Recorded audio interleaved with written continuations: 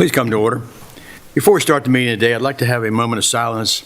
Today is the 80th anniversary of the attack on Pearl Harbor that took us into World War II.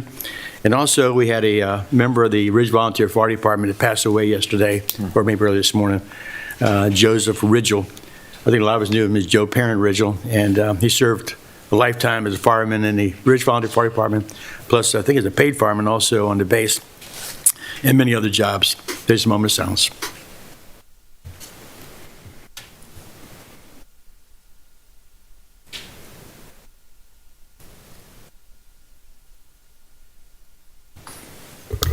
Thank you, and good morning. Welcome to the Commissioner of St. Mary's County meeting this date, Tuesday, December 7th, 2021. I am Randy Guy, President Commissioner of St. Mary's County.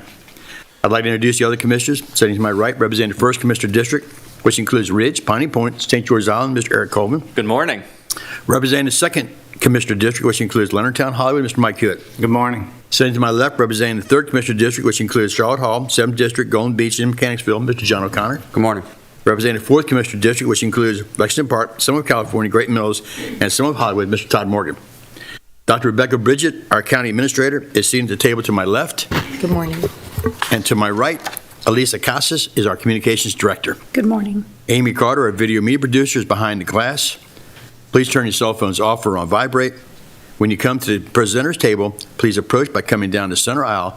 And remember, this meeting is being televised, so you need to speak clearly and directly into the microphone for recording purposes.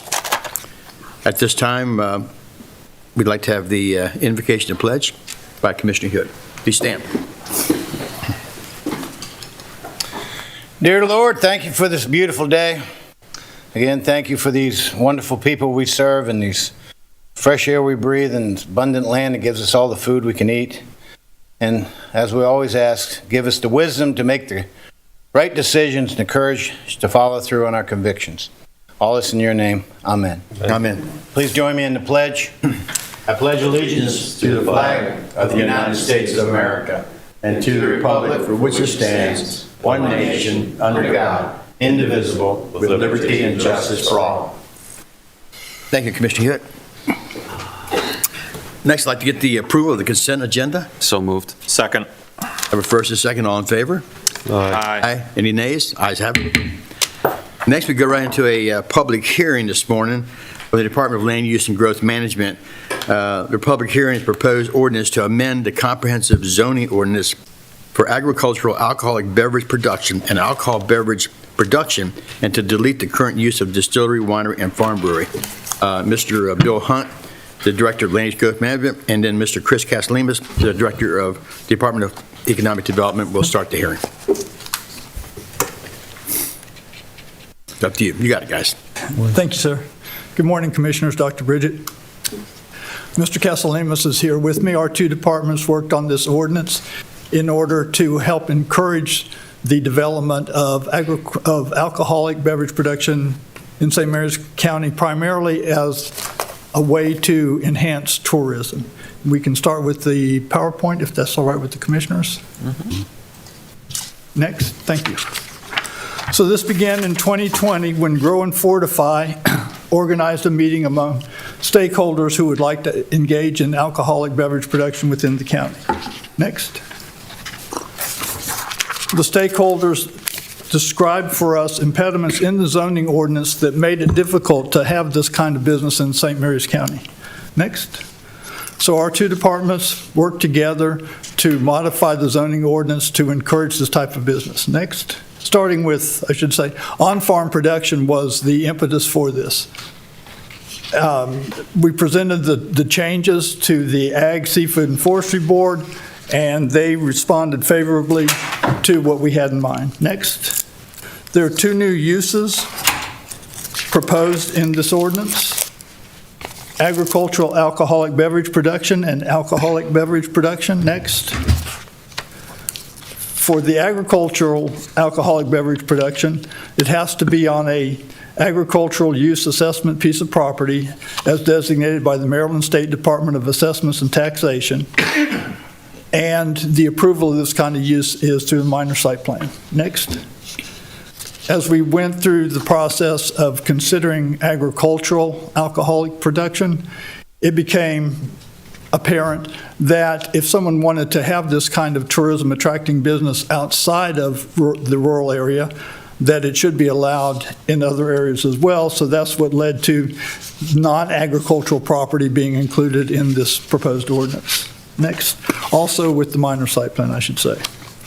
Now, one of the things about these uses I've observed from other places is as they become popular, oftentimes the production of the alcohol wants to add a tasting room, sampling room. And in St. Mary's County, the ordinance made it clear that while we encourage this kind of use, you need to be careful to be sure that if you're going to evolve into having a tasting room, that you start off in a property that's not in the ACUs, because the ACUs restricts sit-down beverages and food in that particular overlay zone. Next. We have a few definitions of terms. Agricultural alcoholic beverage production, an activity that's carried out by a license holder as defined in the state alcoholic beverage ordinance, occurs on agricultural land, of course. Next. It's related to the manufacture of alcoholic beverages, of course, and the uses, the ingredients that are used in the production of the alcoholic beverage comes from agricultural land or any associated agricultural land. And once again, property that is outside the ACUs can include a tasting room. Next. As far as alcoholic beverage production, that is the same kind of use except that it's not located on agricultural land. Next. Tasting room is simply defined as an area where you would basically be sampling or be allowed to sample the alcoholic beverages that's produced on site. Next. The samples may be for sale or complimentary, and you may have food or not. Next. And that's all I have in my brief presentation, which I hope adequately outlines the history and what we'll be involved with. I would comment that last night, the Alcoholic Beverage Board sent some comments that you will see when the ordinance comes back to you. They asked for some clarification of the terms, which aren't major to this ordinance, but you'll see how they might improve it in some general way. We've also had some comments via email that I haven't had a chance to read yet this morning that came in, and I think there are some people here in the audience who would like to be recognized as well. And Commissioner President, if I could just add a couple of comments. Mr. Hunt mentioned that it's important for tourism, but it's also important to keep our farmers viable and sustainable. Since the tobacco buyout, they're looking for ways to keep their farms and to produce revenue, and agritourism is one of the major ways that they can do that. We are proposing a change from a major site plan to a minor site plan. Just keep in mind right now, if you want to do a farm market or a corn maze or a pumpkin patch, there's no major site plan process for that. So it's in keeping with what we already have going on. Mm-hmm. And then also, as Mr. Hunt mentioned, we are tightening up the definition of what a farm is. So I think that was a little bit loose before. We're going back to the SDAT definition, so it really is a true farm. It's not just a parcel that's out there. So. Okay. Yeah. Okay. Two quick questions. First, number of applicants. Do we have a lot of people wanting to do this? Is there a demand cycle for it? The number of stakeholders that appeared at the meeting that we had back in 2020, there were probably 20 people represented. Okay, quite a few areas. Yeah, okay. Secondly, when they have these tasting rooms and they're giving taste of this alcohol, whatever it may be, are they required to have that TAMS training that bartenders are required to have? If Chris is nodding his head, yes, I don't even know what that term is. I don't know what it is either, but I just know that bartenders have to have TAMS training, whatever. Yes, they do. So they don't serve too much. I know that's what it's about. Okay. Thank you. So it's not I don't want to be taken as a negative question. I just want to make sure we're clear on this. So when they're having the tastings, things like that, is there going to be any protocols? Like, are they allowed to have a tasting event where they have a DJ at a farm that's produced this, and then it's having noise carry over the water for 4 hours at a time? So we're multiplying our issues with the wedding venues. So, I mean, not that that's likely. Yeah. I'm just wondering, as we expand out into the agritourism and those areas, what we're doing to go ahead and ensure that the rural integrity of those areas is also kept. Yeah, that's a good question, and Mr. Hunt can correct me, but I believe you can have 20 events on farms right now. So you can have weddings and you can have events if you have a Right. farm, if you have a pumpkin, you can have a pumpkin day or whatever, so you can have events including, a DJ, there may be noise. I guess we don't have a noise ordinance. I guess we don't have a No. noise ordinance, but you could have, I guess, a DJ. I don't know that that's common. I think most wineries and breweries will have somebody playing acoustic guitar, Right, people right, standing right. outside. Yeah, that's what I meant. The Leonard Town Winery does, but it's not very loud. No, not at all. So I just want to make sure this is going to add more events. So if we have 20 events, it's 20 events. Okay, very good. All right. Any more questions, Commissioners? Okay, Dr. Bridget will now provide the format for the public hearing. Thank you, Commissioner President Guy. Here are the guidelines for the Commissioners of St. Mary's County public hearing for the Department of Land Use and Growth Management for the proposed ordinance to amend the comprehensive zoning ordinance for agriculture, alcoholic beverage production, and alcoholic beverage production, and to delete the current uses of distillery, winery, and farm brewery. If you wish to address the Commissioners via teleconference, please call 301-475-4200, extension 1234, to provide your name and address for the record. You will then be given an opportunity to speak to the Commissioners through the phone conference. All speakers who wish to address the Commissioners in person are asked to fill in the sign-up sheet located in the lobby of the Chesapeake Building. All speakers will be allotted 3 minutes to address the Commissioners. At the end of the 3 minutes, our Communications Director, Elisa Casas, will let you know that your time has expired. We ask that you respect the 3-minute time limit in order to give all those who wish to participate an opportunity to be heard. The public hearing is being televised live on St. Mary's County Government TV 95 and the county's YouTube channel. If you miss any part of the hearing, it will remain available for on-demand viewing, and it will re-air this Friday, December 10th at 6:30 p.m. Citizens were provided an opportunity to address the Commissioners via video submissions, but because we did not receive any video submissions for the public hearing, we will now begin accepting comments for those who have signed up to speak in person. Sharon, do we have anyone to signed up to speak in person? Yes. Thank you. Commissioners, you have 2 speakers. One is Barbara Sapato. Please come to the microphone. Good morning. Right. Didn't want to go first, but hello, friends. I'm Barbara Sapato. I am the Executive Director of Visit St. Mary's, Maryland. So I am your official tourism ambassador. I'm here to support this ordinance for several reasons. First of all, as already stated, small batch alcohol production is a lucrative economic opportunity and is increasingly a key driver of tourism in the United States. By passing this ordinance, we will create opportunities to preserve our precious farmlands, which is one of our key distinctions as a tourism destination.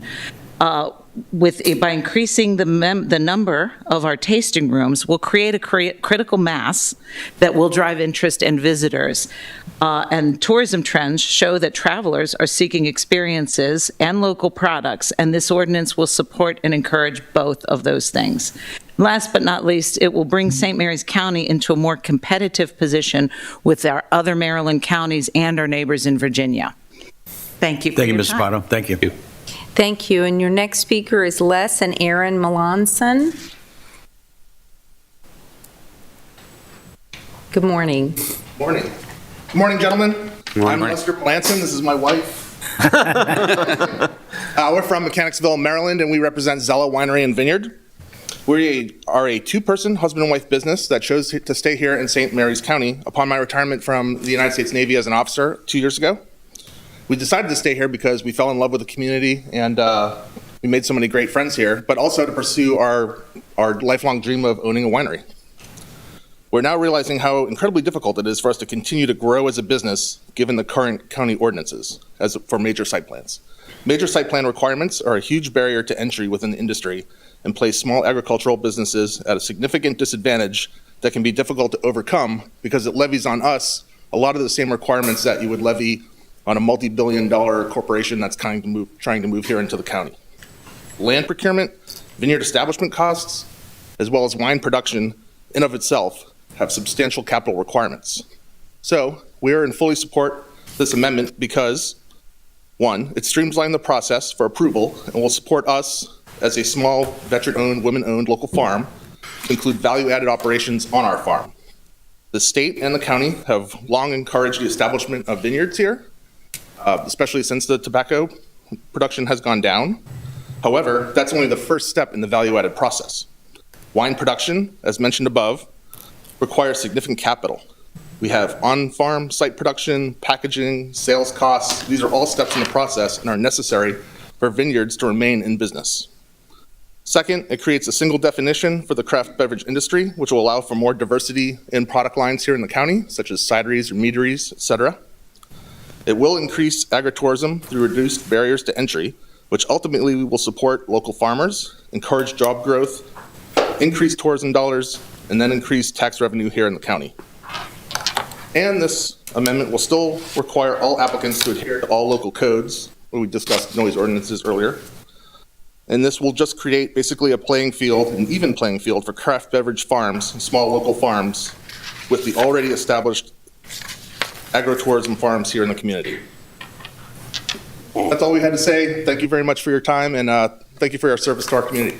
Thank you. Thank you. Thank you for coming. Somebody asked about, are we required to take the serving alcohol course? And we are, just so you know. Yeah, we both completed the TAMP STARS training here. Very good. Thank you very much. Good to know. Thank you. Ms. Casas, do we have anyone in the teleconferencing system? We do. Good morning. Thank you for calling in to participate in the Commissioners of St. Mary's County public hearing for the Department of Land Use and Growth Management. Please remember you are allotted 3 minutes to address the Commissioners, and at the end of the time, I will let you know your time has expired. Please speak clearly and directly into your phone and state your name and address for the record. Good morning. You may begin your remarks now. Good morning, Commission President Guy and members of the Commission. My name is Jana Howley. My address is 1783 Forest Drive, Annapolis, Maryland, 21401. I'm with Grow and Fortify, and we represent value-added agriculture producers across the state, including our state's breweries, wineries, and distilleries. Currently in Maryland, we have about 17 farm breweries, 80-plus farm wineries, and 5 farm distilleries.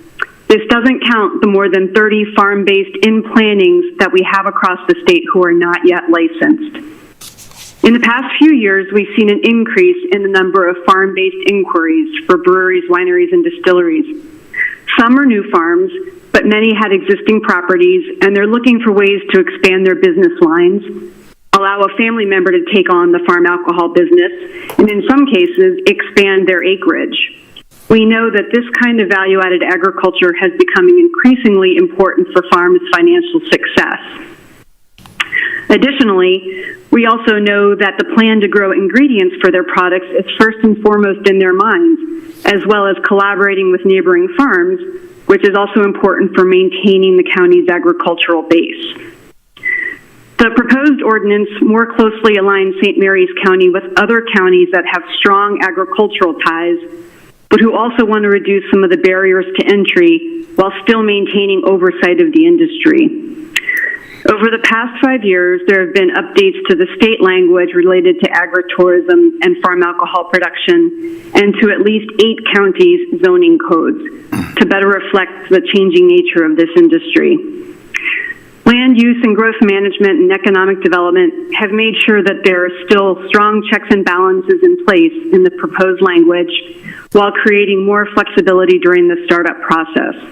This is extraordinarily helpful when startup costs are significant and the entire process to become a licensed farm alcohol producer is still quite time-consuming.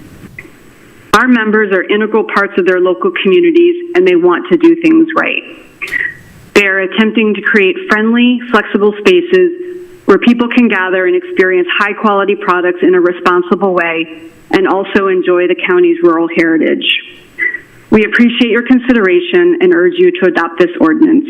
Thank you for your time. Thank you for participating this morning.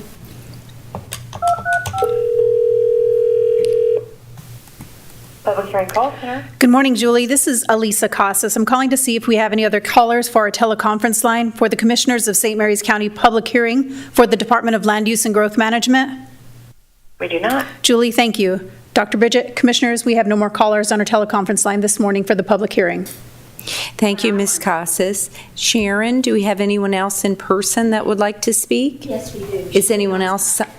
Behind She you. didn't sign in? You left. She's going to sign in.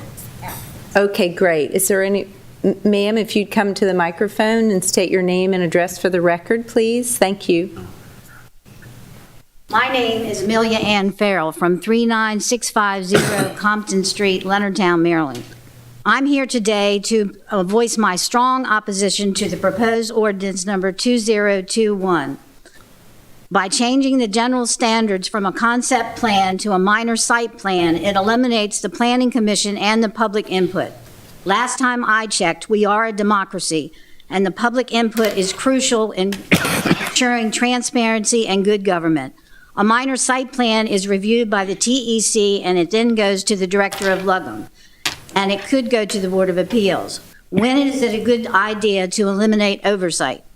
If this is approved, it is nothing more than a power grab by LUGM.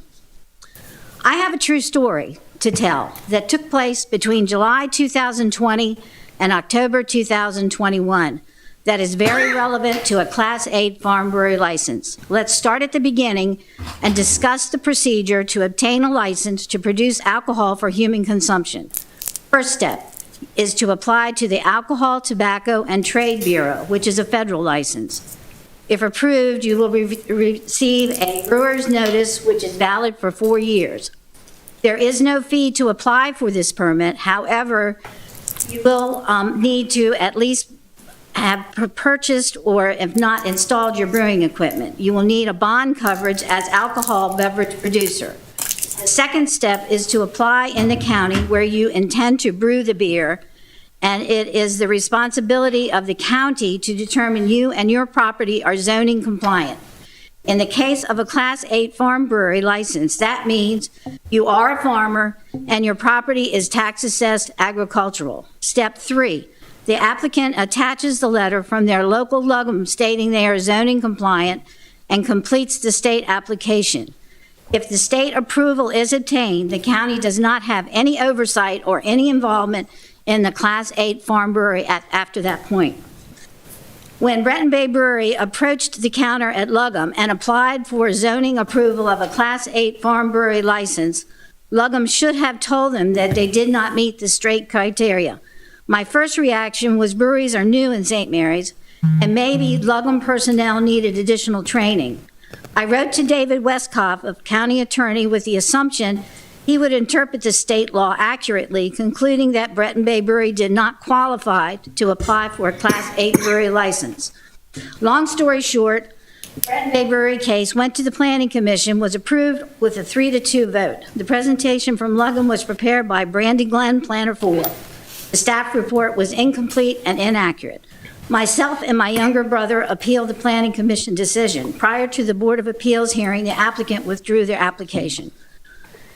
In preparation for the appeal, I contacted Environmental Health, Maryland Department of Environment, METCOM, Fire Marshal, County Highway, State Police, and the local Alcohol Beverage Board. This is what I discovered. 1, I was treated with respect by every single agency. 2, my requests were in writing, and without exception, within 24 to 48 hours, I had received an acknowledgement, either verbal or in writing, that they had received my request.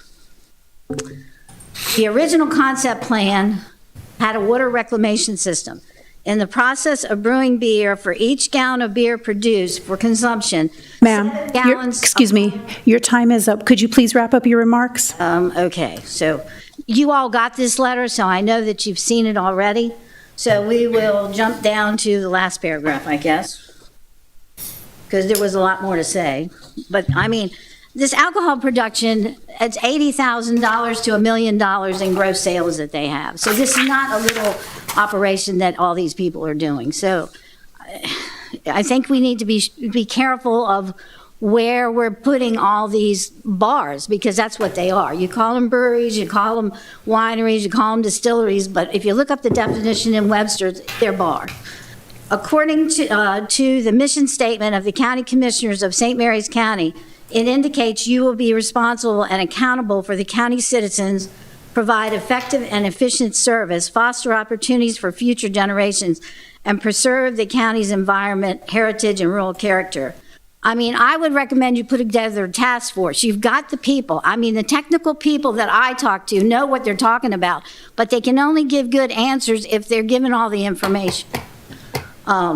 Until the above concerns are addressed, I feel it would be premature and irresponsible for the St. Mary's County Commissioners to approve zoning changes for alcohol production that would eliminate the input from the Planning Commission and the public. I mean, I love this county. I love the diversity of the county, but I think you need to be very aware of where you're putting all these things. And you have to look at the safety of the community as far as roads and, you know, I mean, alcohol and drugs are impair you. So you have to be careful what you're doing. I'm not against them, but they need to be in the right locations and they need to be safe. Thank you, ma'am. Did you have any questions? Ma'am, would you like us to take your comments for the record? Yes, I submitted them to the county. Okay, great, thank you. You should have them. Okay. I did have one question, if I could ask Commissioner Morgan. Sure. When I watched the preliminary thing to this, you said that December 7th would go down in infamy, and I didn't understand what that meant. Today's the day that Pearl Harbor was attacked by the Japanese. Okay. I didn't know if that's what you were referencing or you were referencing something else. I just No. didn't understand what the relevance was. Okay, thank you. Thank you. Is there anyone else in the audience that would like to speak on the public hearing? And Elisa, is there anyone else on the teleconferencing system? No, Dr. Bridget and Commissioners, we have no more callers on our teleconference this morning for the public hearing. Thank you. Thank you. Dr. Bridget, I do have a comment from Blue Dyer Distillery, Walker Dunbar, has worked with Mr. Casalemas before. They support it, they encourage it, and it's one of the things that would hopefully motivate them to move to St. Mary's County. So, that's it. Thank you. And Commissioners, please note that the public comment period will remain open for 7 days until close of business December 14th. Should the public wish to send an email to csmc@stmarysmd.com or U.S. mail to P.O. Box 653, Leonardtown, Maryland 20650. Commissioner President Guy, that concludes our public hearing. Thank you. Thank you, Dr. Bridget. Thank you very much. And thank all those who have made comments and attended. With no other business for this right now, remember you have 7 days for future comments to come in, and I'm sure our Director of Land Use Growth Management and the DED will go ahead and make the appropriate changes and bring it back to us. Public hearing closed. Thank you.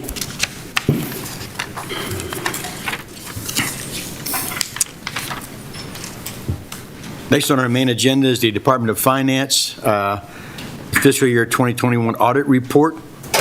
Ms. Jeanette Cudmore, our CFO, and I think also a representative from SB and Company LLC.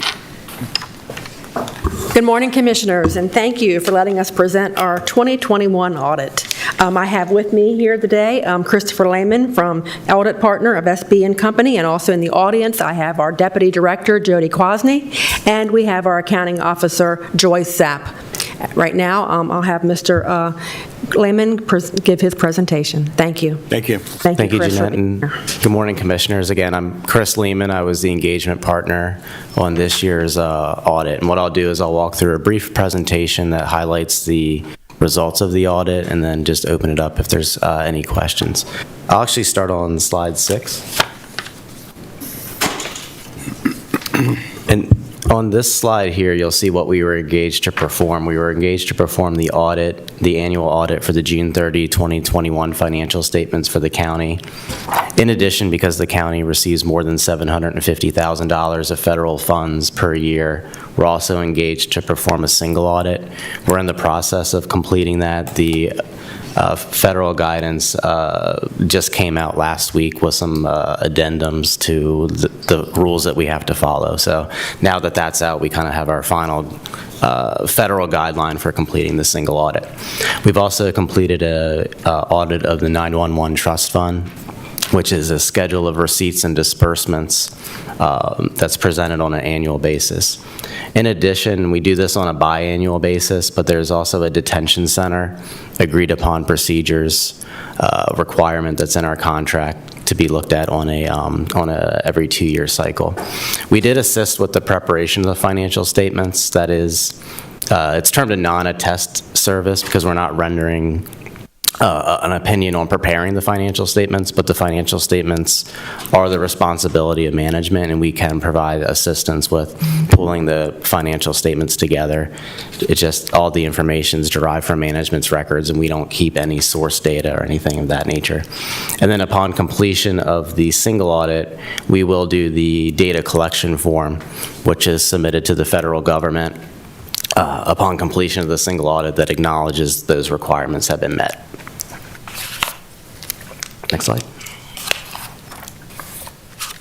And you'll see here the summary of the results here. We've issued a clean or unmodified opinion on the financial statements. That would be the best opinion we could give under professional standards. We did not discover any instances of fraud. A financial statement audit is not a fraud audit, but we are required to have a healthy skepticism that fraud could be perpetrated by anyone at any time. And I have a couple slides that'll talk about the controls here coming up, but we discovered no material weaknesses in the internal controls, and that just tells you that the internal controls that management has for reporting the numbers in the financial statements, they have a process to have proper controls in place and catch errors on a timely basis. We've also received the full cooperation of management, and we had no audit journal entries through the audit process. We can go to the next slide.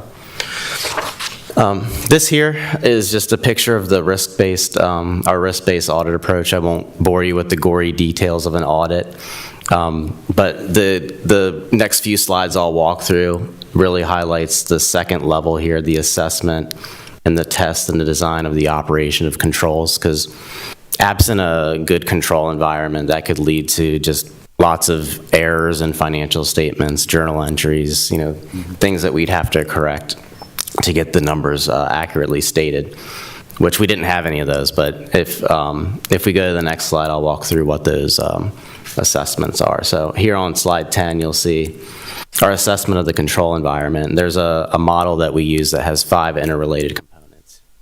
Here on the left, you'll see the control environment, management's risk assessment process, information and communication, control activities, and monitoring. And we've concluded in each of those areas there is an effective control environment for the year. And then on this slide, and it'll continue on the following slide as well, you'll see the key processes that we've evaluated through the audit: treasury, estimation, financial reporting, expenditures on the slide, and we've concluded that there is an effective environment. In doing that, we look at both the design and the operation of the controls. If you go to the next slide, we also assess payroll, revenue, and fixed assets as key processes as well that are driving the results in the financial statements. And through our testing, we've concluded that there's an adequate or effective environment, both from a design and operation standpoint for the year. Next slide. You can skip over this one.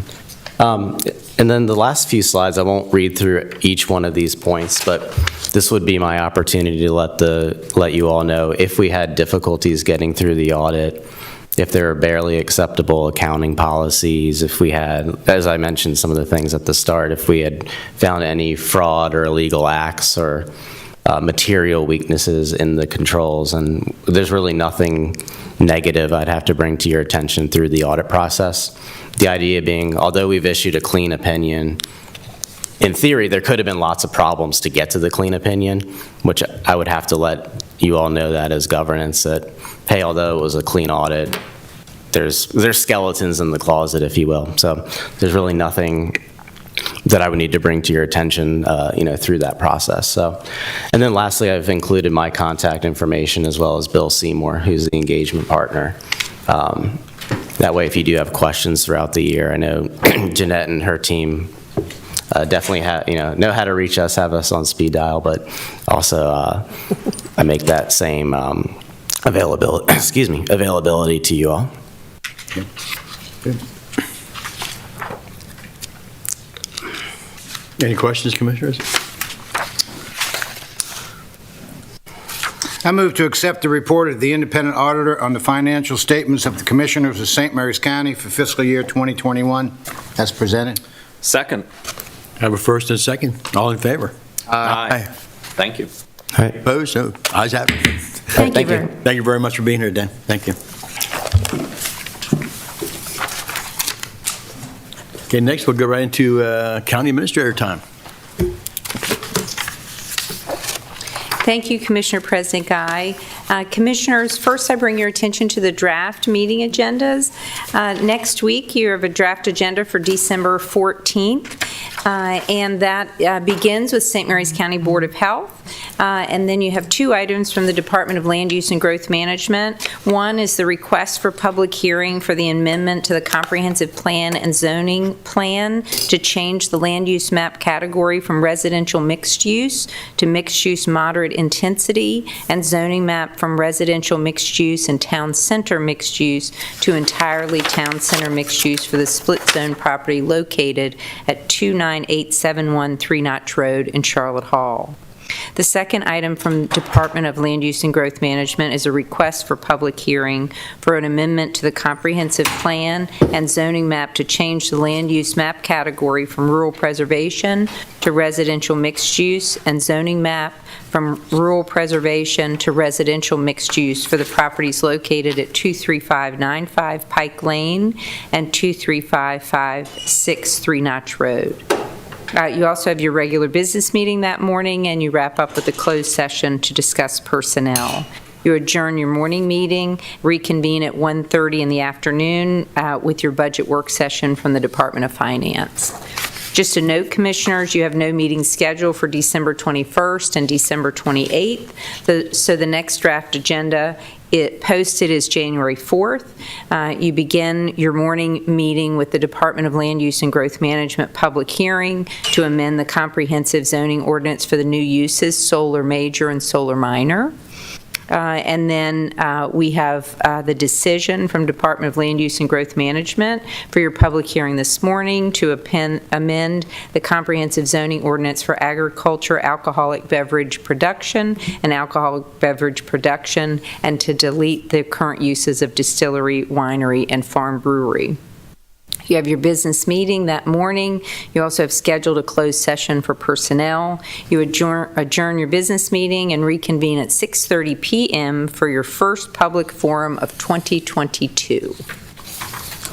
So this morning's business meeting begins with item B from the Department of Human Resources to introduce additional holiday leave. Ms. Pratson, Director of Human Resources, presenting this morning. Good morning. Good morning, Dr. Bridget. Good morning, Commissioners. Good morning, Catherine. Good morning.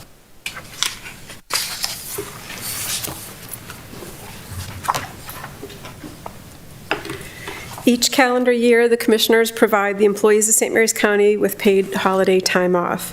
Often in past years, during the Christmas holiday season, the Commissioners have approved additional paid time off for employees in recognition of the season and of the employees' good work throughout the year.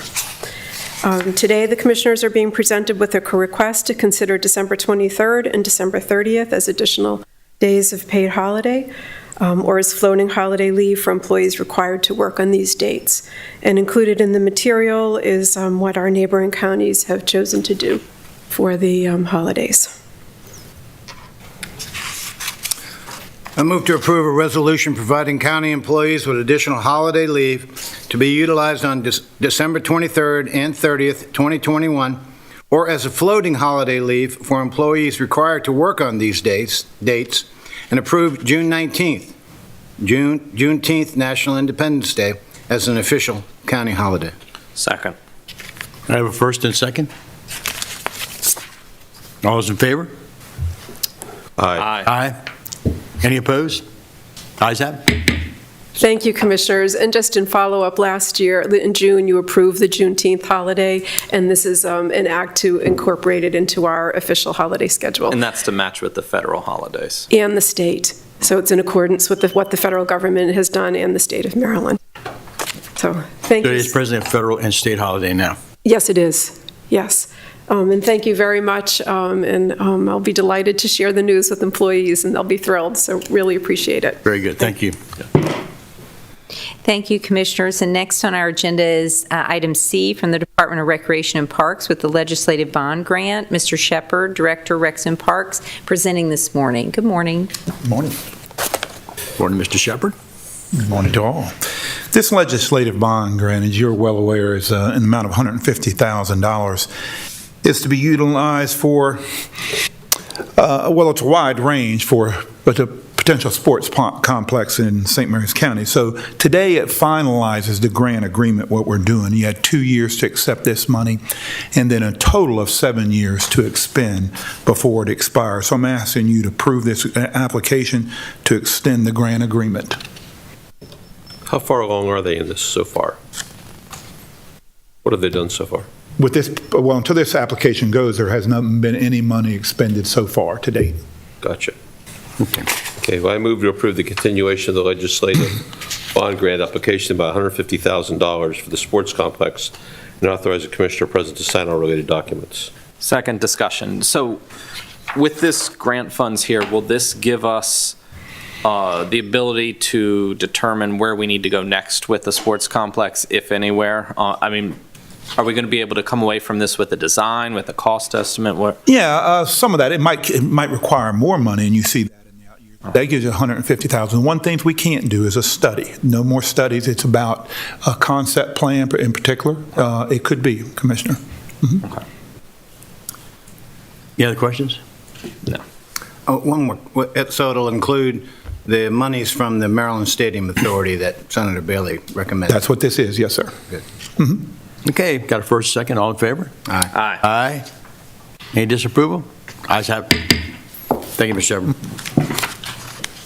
Thank you, Commissioners. And item D is from the Department of Aging and Services with the Governor's Office for Children Community Partnership Agreement for FY22 Local Management Board and Subrecipient Agreements. Rebecca Kessler, Division Manager, presenting this morning, and Tammy Lowy, Chair of the Local Management Board. Good morning, ladies. Morning, ladies. Good morning, Dr. Bridget. Good morning, Commissioners. Morning. This morning we bring you a grant from the Governor's Office for Children for fiscal year 2022 from under the Local Management Board's Community Partnership Agreement in the amount of $428,657. Goodness. These funds will be used to support children and families through after-school programming for mentoring and healthy families. And just a quick question. How does this differ from what's going on with Board of Education already? Don't they already have, I hear they get After-school millions programs. already. This is what now? I said they have after-school programs themselves. Oh, yeah, but I guess, how's this different from that? Do you want me to speak? I'm going to ask Ms. Lowy to answer that. So these after-school programs we've been supporting over the past several years. It's specific to Greenview Knolls, Lexington Park Elementary School, Ridge Elementary School, and Carver. Why are those ones determined? Those schools are the ones that we felt that needed an after-school mentoring program as well as the schools, and they didn't have additional funding. So this is to supplement additional funding that the school may already be doing. And these schools were identified through our process with the LMB as well as the schools to help support those students. Most of them are in lower regions, and the schools also requested these services. Say lower regions, you mean lower income? Of within the county. Okay, but you mean like in the southern part of the county? Yes. But they're not Title I. I mean, some are Title I, some aren't. That's Correct. what was confusing to me. But we've identified the need of the students in those schools of having these types of programs, and the LMB have supported them over the past few years. And the programs will take place in the schools? Yes, sir. So it'll be some kind of coordination with the Board of Ed? Yes. Tammy Burr, she was here. She oversees these programs with the school board, and they facilitate and operate those programs in the schools. Look, I'm not opposed to it. I'm going to vote for it. Thank you very much for bringing it forward. I just didn't understand the interaction between us. Well, I agree with you, Commissioner Hewitt. I don't quite, the school system got an extra $25 million from support, because of all the different programs we have out there. So I'm just trying to figure out how, with the $25 million they got, or so, 20, whatever the millions numbers is, and then we add this to it, how it's all, that's a lot of money. So Commissioners, if I can also offer that this, as Ms. Lowy mentioned, has been going on for multiple years. So it's really pre-COVID. This was the support that was in place. So these are dollars that are set outside of the additional grant funds that the Board of Education received. I mean, No, I know we get this every year, and those are the 4 schools we address. Right. It's only $1,102 of county money. I mean, it's free money. I just didn't understand. so is all the ARPA money. Well, whatever. But I guess my point gets to be, is what are we going to do differently that the Board of Ed is already doing? That's what I guess my disconnect is. But I'm still going to support it. Well, I move to approve the American Rescue Plan for the Older Americans Act, OAA. I'm sorry, go one step. I move to approve the fiscal year 2022 Community Partnership Agreement, CPA, and appendices A and B, and authorize the LMB Chair to sign the document for projects from the Governor's Office for Children in the amount of $448,657 state funds and $1,102 county funds for a total of $429,759. Approve the sub-recipient agreements between the County and the St. Mary's Public Schools Center for Children and Tri-County Council of Southern Maryland, and authorize the Commissioner President to sign all related documents. Second. We have a first and a second. All in favor? Aye. Any opposed? Ayes have it. Thank you, ladies. And Commissioners, just a note, I think there's a typo in the motion. It should be 449, because if you add the 448 plus the 1,000, it should be 449 instead of 429. So we'll make that correction. Right. Thank you. Okay, 449. Well, we see that a lot, but sometimes, you don't quite understand why the arithmetic done that. I just have to make A and B equal C. That's a good idea. Thank you. And item E is also from the Department of Aging and Human Services with the Federal American Rescue Plan Act of the Older Americans Act Notice of Grant Award. Ms. Kessler? Thank you, Dr. Bridget. I bring an additional notification of grant award from the Federal American Rescue Plan Act, Older Americans Act, from the Maryland Department of Aging for fiscal year 21 through fiscal year 24. In the amount of $335,690. These additional funds will be used to support congregate meals, home-delivered meals, preventative health measures, and family caregiver support services. Well, I move to approve the American Rescue Plan Act, ARP, of the Older Americans Act, OAA, I guess that's zero. AA. OAA, okay. Notice of grant award for the 5 Title III projects US 2252, US 2253, US 2254, US 2255, and US 2258 from Maryland Department of Aging on behalf of the St. Mary's County Department of Aging and Human Services in the amount of $335,690. The 5 budget amendments to the established budget authority to support additional funding to aid in pandemic recovery authorized by the Older Americans Act and authorize Commissioner President to execute the related documents. Second. Discussion. How many congregate meals are we now serving every day? I'm wondering what the increase has been over the last couple of years. I know it's increased quite a bit. I wish I had a solid answer for you, sure. but I can get that answer. I'm just curious. I'm representing our director today, and Poor thing. we're kind of spread around today this morning, so I can get that answer. I think it's over 300 now, if I understand. Just say it's a lot. We don't have a wait list, which is, not a normal circumstance in most of the jurisdictions in our state. There's a lot of wait lists, so Really? we don't have one. Wow, good, very good. Yeah, my wife is delivering today. Good. Okay. I have a first and second. All in favor? Aye. Any opposed? Ayes have it. Thank you very much. Thank you. Thanks, Rebecca. Thank you. And item F is from the Department of Public Works and Transportation with the non-public school bus driver retention stipends and maintenance reimbursement increase. Mr. Diedrich, Director presenting. Good morning. Thank you. Good morning. I'm going to be joined by Ms. Allison Swint and Ms. Becky George on this item, if that's okay.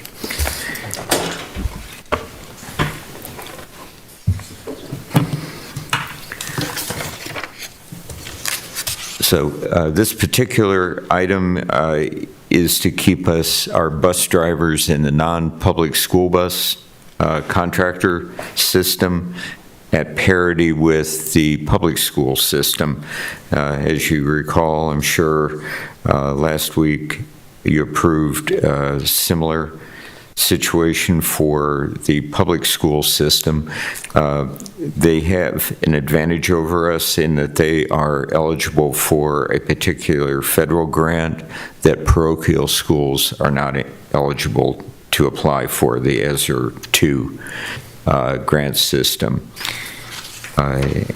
So this particular parity would involve retention stipend for each driver of $2,500 plus the fringe of 26.5%, same as public school, totaling $31,6250, being paid twice annually, and an increase to the maintenance stipend for the buses that is calculated by a very complicated formula that includes mileage and other factors. The funding source for this, is this the CARES funding? Is that what I read there? No, sir. So it's just coming out of county funds? Correct. It's coming from the local match from the STS county portion. Okay. I read that too. I guess what I'm trying to understand is that we've kind of had money, or the BOE had ESSR money, I think, that they used. They had grant money. Correct. This doesn't have grant money. Correct. A question on this. So are we talking about drivers that work for a contractor that solely and only drive for parochial schools? Because the motion we made gives all drivers a $2,500 bonus or stipend, whatever they want to call it over there, for the contractors. So all of these drivers that work, they just don't run one route. So I want to make sure is that we're not making an adjustment here based on something that was already stipulated from the Board of Education. Basically double funding something. It's not lining up. So that's why I want to make sure. No, that's...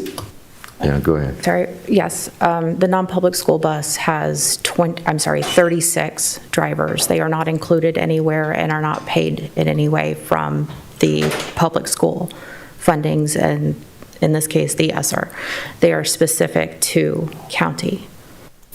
So there's no chance of a double dip, if you will. So none of these drivers that receive this run a public school route at all? Because if they run one public school route, they're going to get the bonus. I believe that's correct. These are the full-time drivers these are not eligible to sub-drivers. It's for the full-time drivers, which are 36 for us. No, I'm sorry. I can definitively say that these are our bus drivers and they do not drive for the public school route. Okay, so... They're on our buses every day. They run that route every day. So it would be impossible for them to then be driving for public school. So they don't pick up trips, they don't pick up anything at all? No extra activities, no extra trips outside, no games, no nothing? Because if they do that, they fall into that role which is paid by the public schools. They're now a part of that for the contractor and they're eligible for that bonus. Okay. Becky, I believe. So it is possible that some of Excuse me, could you speak into your microphone? Yep. Or just sorry. take your mask off so you can hear more clearly, please. Thank you. It is possible that some of our drivers are certified through the Board of Education as sub-drivers. They may drive, they may not drive, and that is certainly something that we can look into to ensure that we don't double fund and issue a stipend twice. All right, that's my biggest concern here, because it was a blanket motion for all bus drivers to receive that. It did not discriminate regardless. So if they worked for a contractor and they drove a bus, they got the $2,500. While I think this is a great thing to do, I think we need to look at it from whichever one would benefit them more, if that is the case, that they do pick up, if they are certified through the schools and they are eligible for that $2,500, and it's something that the contractor is going to have to do, but we need to make sure that we're keeping an eye on that. So there should be some safeguards put in place to ensure that they're receiving one or the other, not both. Yeah, we'll work with Jeff over at Public Schools to make sure that doesn't happen and cross-check our list. Okay. And you may just want to add in the motion, no duplication, where we have to keep pay equality without duplication. Okay, that's fair enough, just a check and balance in there. Because what I don't want to have is the non-public school bus drivers here are then getting something else that, equality across the board. Right. It could open up Pandora's box. Excellent point. Thank you.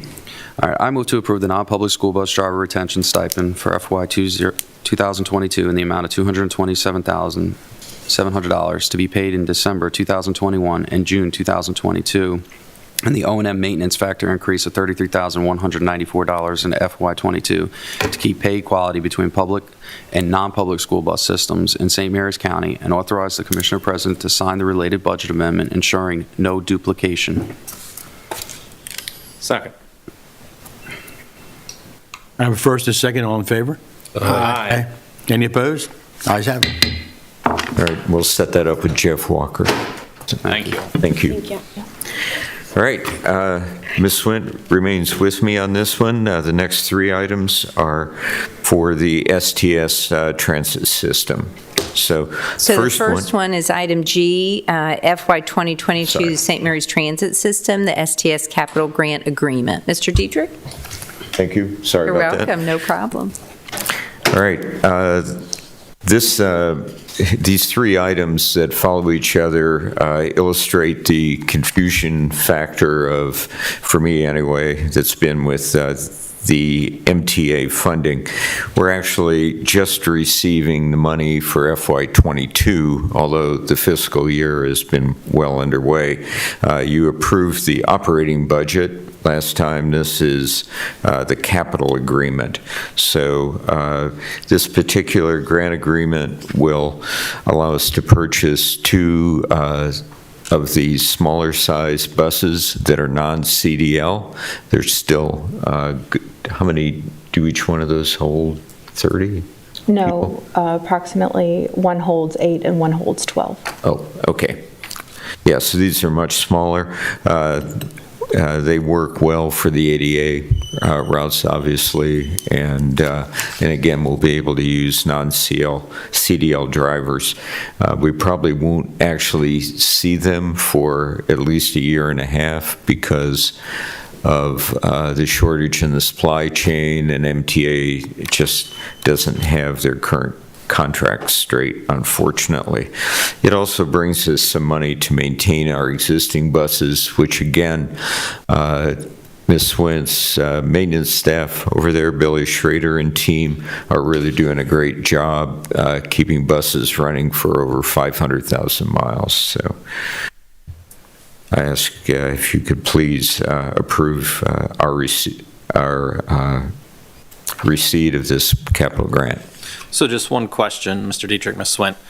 We had anticipated state funds with this, but it looks like there are no state funds with this. Any insight as to why it's only federal and county and no state? The state had advised us about a year ago that we were trending towards no state funds because the state was experiencing a money shortage. Purple line, things like that? Right. Okay. Right. So we have heard Like the that Highway User while it's Fund. not been made official yet, they are expecting state funds to return in the following year. You'll also note with this, the money that we applied for, we ended up getting more money than requested. The question I have is, you made the statement that you won't have to use CDL drivers. I thought we had passed a risk management measure where anybody that's transporting passengers would have a CDL and/or passenger endorsement in order to lower the liability and the ability of the drivers to navigate these vehicles. They are carrying passengers. They are technically in commerce. While we are exempt from certain things, I want to know what's the deviation from that. I'm recalling the policy from the top of my head, so I want to make sure that we're on the same page. Commissioner O'Connor, I am not familiar with such policy. Okay. As long as I have been down at transportation, we have had a few non-CDL drivers. The position that STS is in now is that we're experiencing an extreme driver shortage. And quite frankly, we don't have many applicants for non-CDL as well. So this is a way for us to increase our potential pool by utilizing both non-CDL and CDL drivers. Okay. I'll have to check with the county administrator. I think you might remember the conversation we had with risk management and the CDLs. I'm pretty sure it made it into some sort of policy.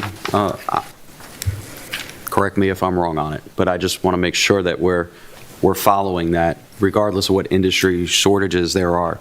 We still have to manage risk and the professionalism of the drivers at the same time.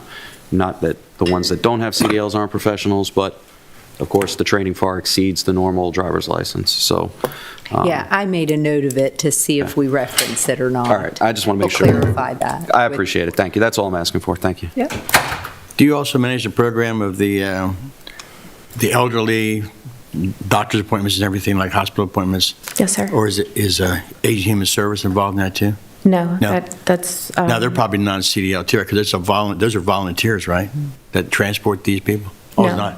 So they're two different programs. They're programs, I think, okay. Allison, what Commissioner President Guys is describing, there is a program. Aging Human through Services, Aging right. Human Services. But I'm wondering about them too. They fall in the same category because they're transporting, that might be an individual person, and they're volunteers doing this. Yes. That might be something to look at for both sides. Okay. My understanding, they're using smaller vehicles as well. Right. What you say, what kind of vehicles? Smaller, Smaller vehicles, like a passenger vehicle or a Right. small van. Right, right. And I'm not entirely sure what the details of the program, but it may be the volunteer's personal vehicle. I don't know if it's a county vehicle or their. But even the people that are transporting these people, are they somehow liability insured through us Yes, if something should happen, for example? Okay. yes. And what's fun about the aging too, see what they do. They got the same kind of program.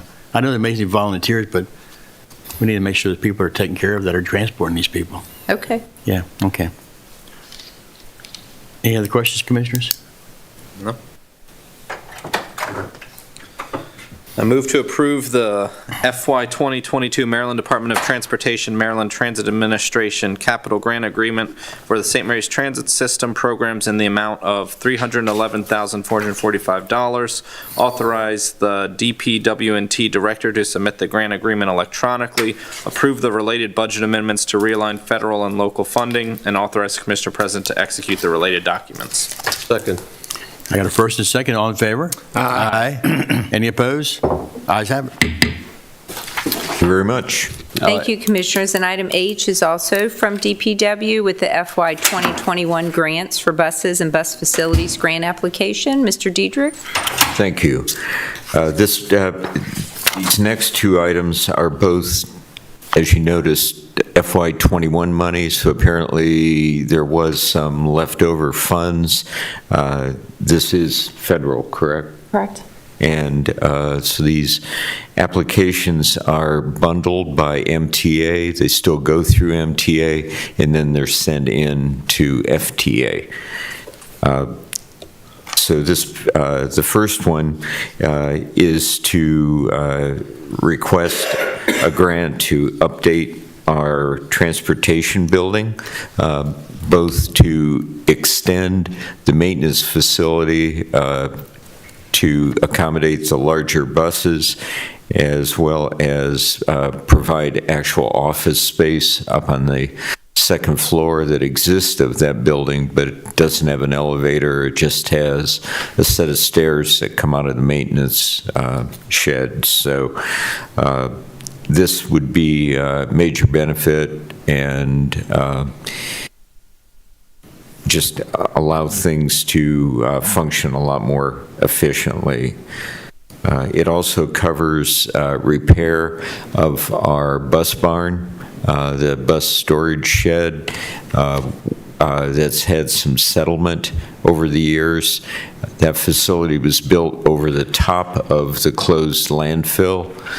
It's all sealed and so forth, but it's still consolidating. So there was settlement in the slab, not in the actual piers, but the slabs that the buses drive on, and they trap water during the winter, at any time it rains or snows. So those are all included in this particular grant. Anything you'd like to add to that?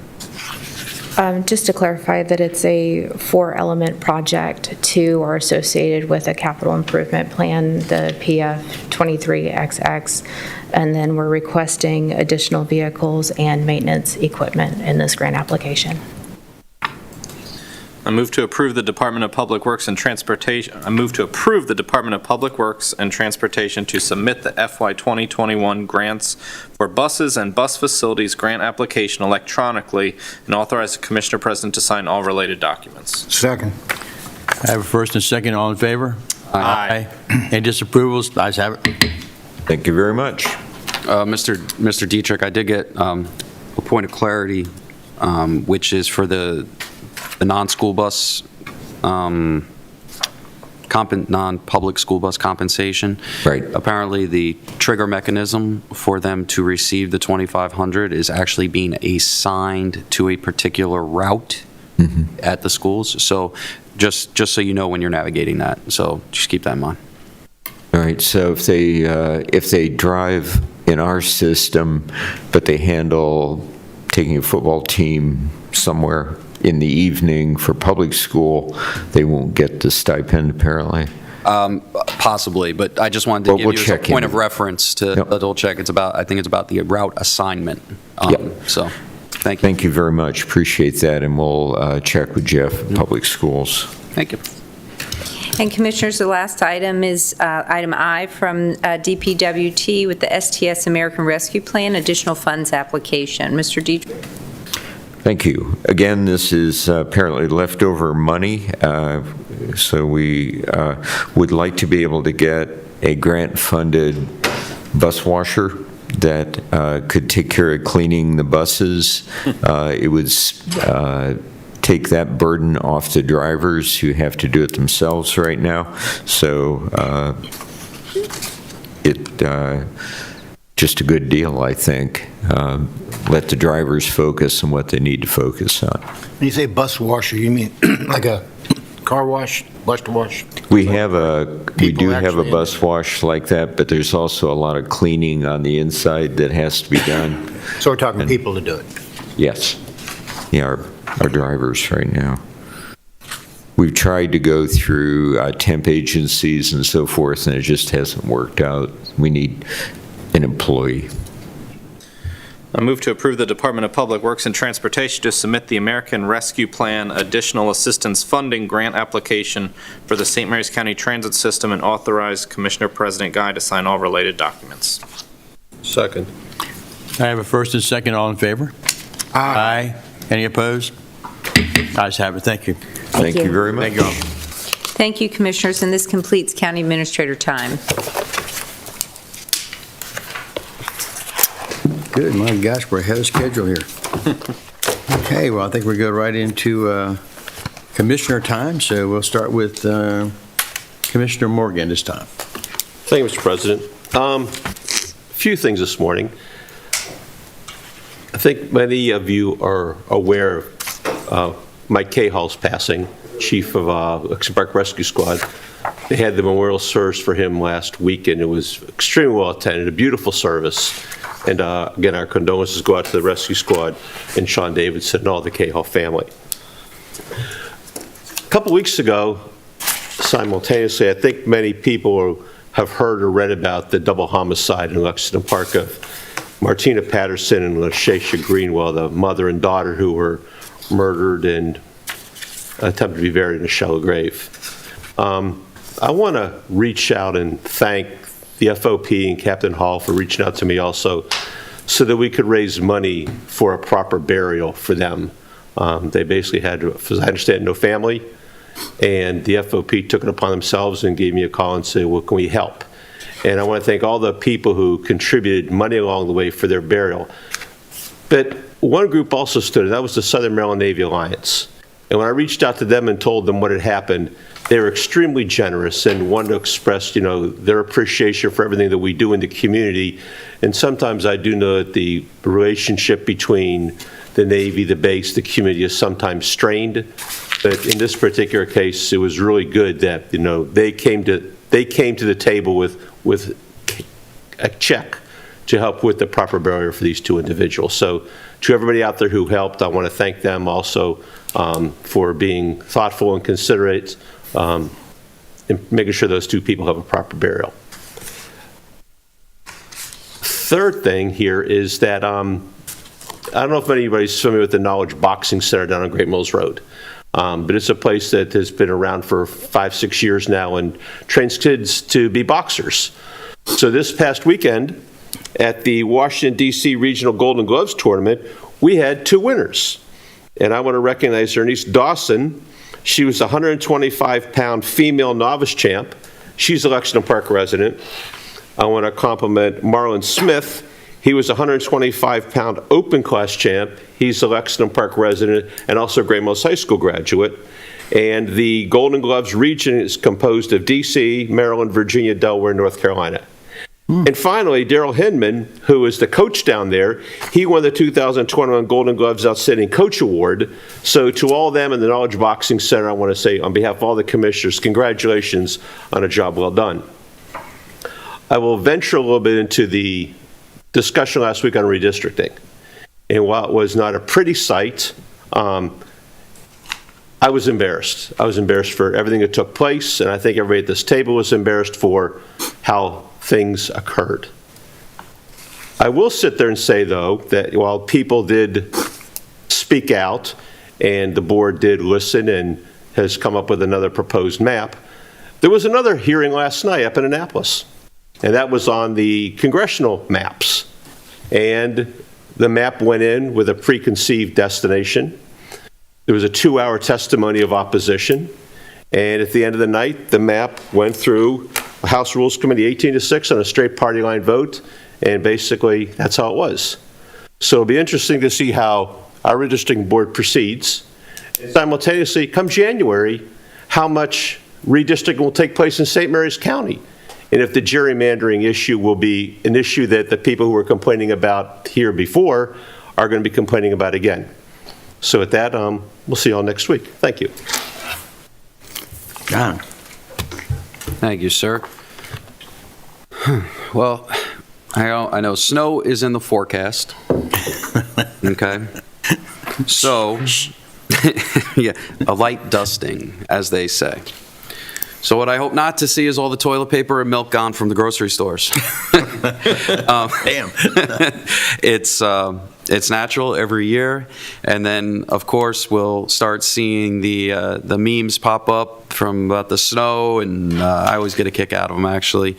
But hopefully everybody got their full stash of toilet paper and, well, not so much milk because it's probably sour by now through the whole pandemic, and you don't need to rush to the store to go ahead and get your toilet paper and paper towel, which I just always found interesting that when people bought, 2 of the big cases of the toilet paper, like, what are you doing? You need that much toilet paper for 2-3 days in the house.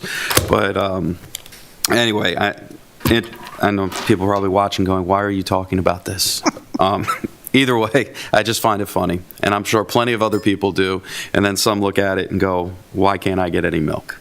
And of course, now milk is expensive with the supply chains and everything else, so think wisely. I do want to recognize the outpouring of support from the community for Sean Davidson, his family, every member and friend that knew Mike. I just think I'm in awe at the love and the caring in this community, not only in times of despair and mourning, but in times of happiness and cheer. You see it from the tree lighting ceremony in Leonardtown to all the other various events, but this community, no matter what, just truly amazes me when you look at any other community in the state of Maryland and how people just come together. It really, really just in awe, and I wanted to touch on that, and I wish Sean the best as he navigates this process and healing. So I wanted to point out that I wanted to personally, while I won't get into the intricate details of the contents of the meeting, we received mixed reviews on various different things. But what I want to say is I want to thank Mr. Weiskopf. And some people are going to say, why? Well, when I hire an attorney, I fully want them to represent me with all the vigor they possibly have. All of it. And if he was not the county attorney, I sure as heck would give him a retainer to represent me. Because I don't want somebody that's going to be meek, that's going to stand by and watch the perversion of our democracy, the integrity of the system fail, and watch laws and regulations be discarded. That is somebody I want on my side. That's I want somebody defending me, and that's the person I want defending the integrity of the system. So while I received mixed messages on it, let me tell you, his method might be unorthodox and borderline emotional, but I like it. I don't say do it all the time.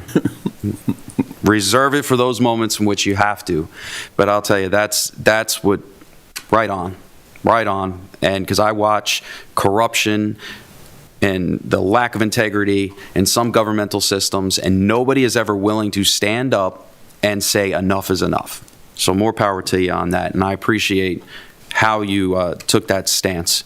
And I also appreciate you taking the time to reset, reevaluate, and continue on with that representation. It takes a lot to do that, and I appreciate the staff from your office that picked it up after you put it down and continued with the process. So either way, thank you, Mr. Weiskopf. Thank you to your team, and try and stay warm and stay off the roads if you can't drive in the snow. Eric? Very good.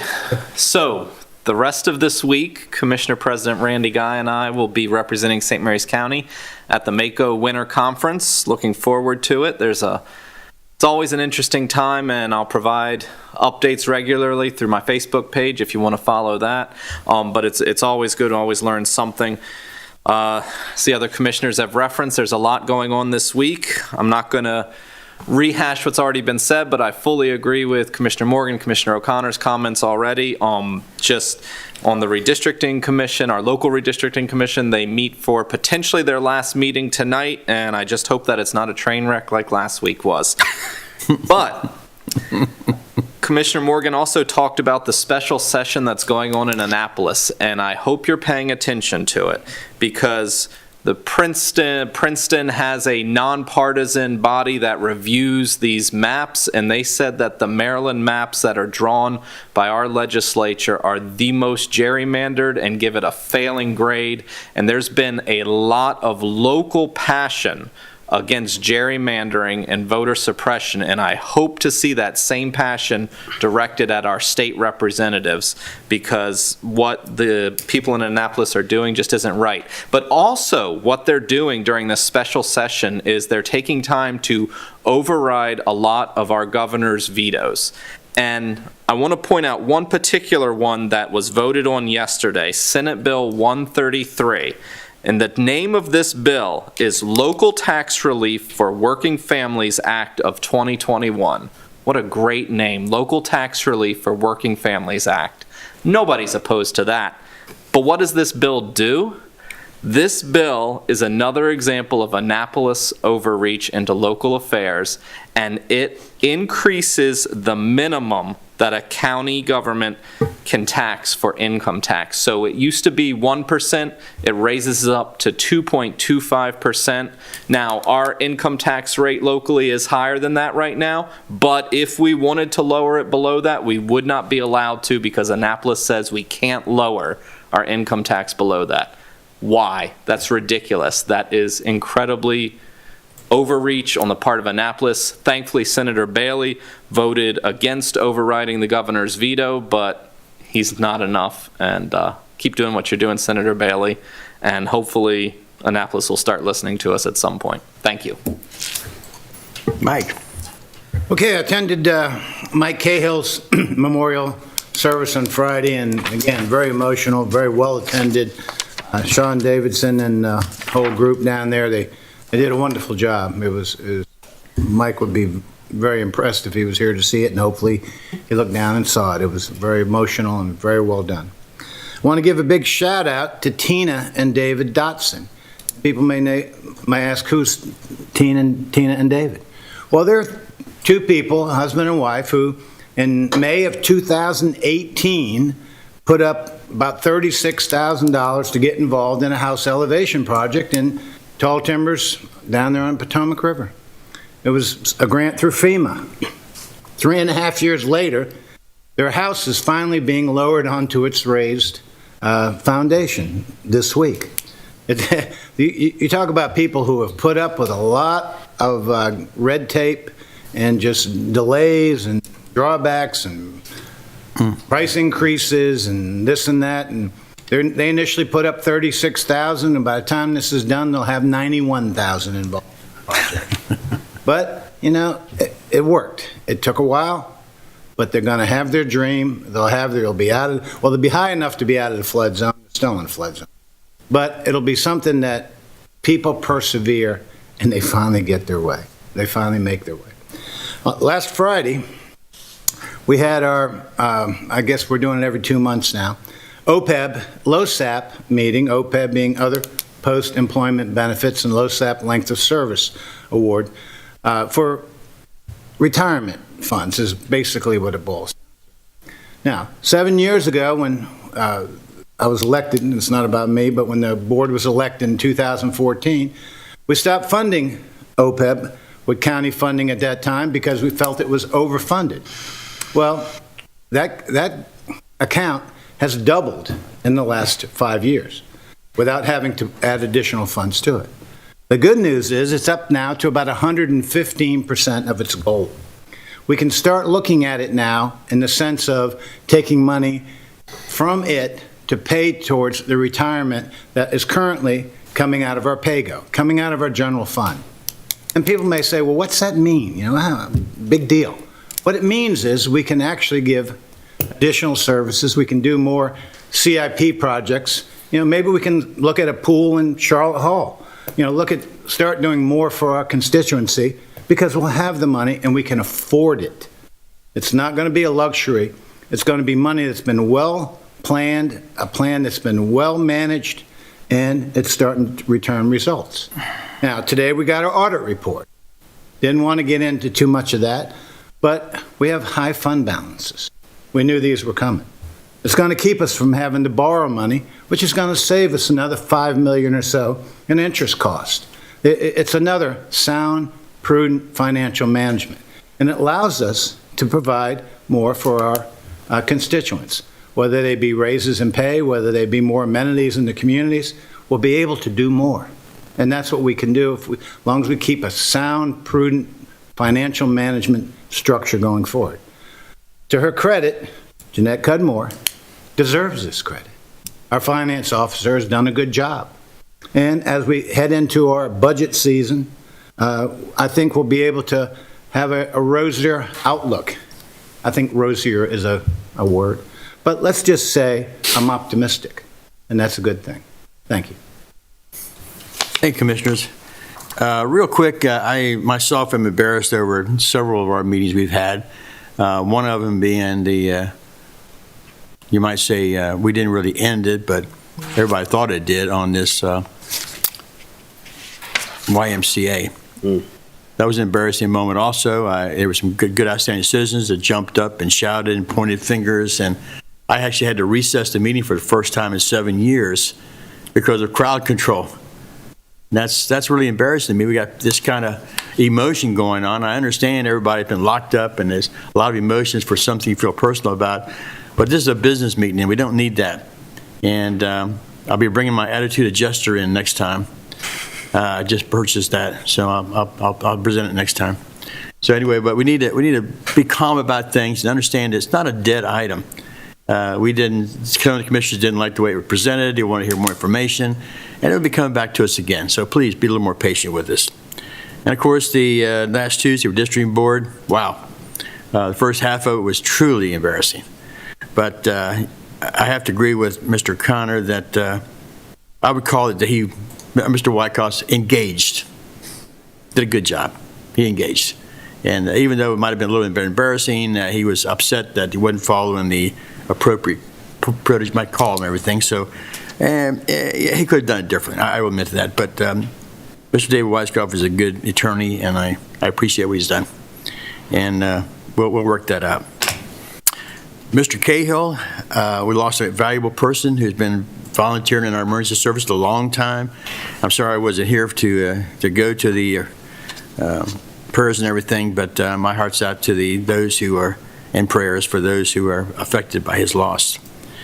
And next, we have got a lot of fund balance, and the state is in the billions fund balance because of really two things that I can see that our last president did. He changed the way that people could file for federal. Number one, he gave a standard deduction of $25,000 per individual, and he also in this nation did a SALT agreement type thing. The SALT is sales and local tax deduction, and what this did was the state never changed its filing process. So the people that were getting high tax write-offs would go ahead and itemize. Well, the $25,000 deduction, a lot of people didn't itemize. And the state, they transfer only what the federal government, that you have done with the federal government. So all of a sudden, our income tax increased tremendously. And I am afraid this rescue plan that the president's going to put in right now, if that goes through, he's changed all that. So I would say fiscal 23, we're going to look at a change to our income tax coming in. And we have to be careful how we spend our money, because all of a sudden we'd be looking at, rather than a tax decrease, it'd be a tax increase. I personally want to get down to a 3% income tax that we had previously many years ago. We had to raise it at one time because we had a problem. Now we've got an overflow, so fine, let's lower it back down. But I'll caution that as we go on here, that we look at our expenditures and use our money wisely, because things are, I'm afraid if this bill passes, they're talking about right now, it's going to be a big change. So that's where we're sitting right now, so be patient.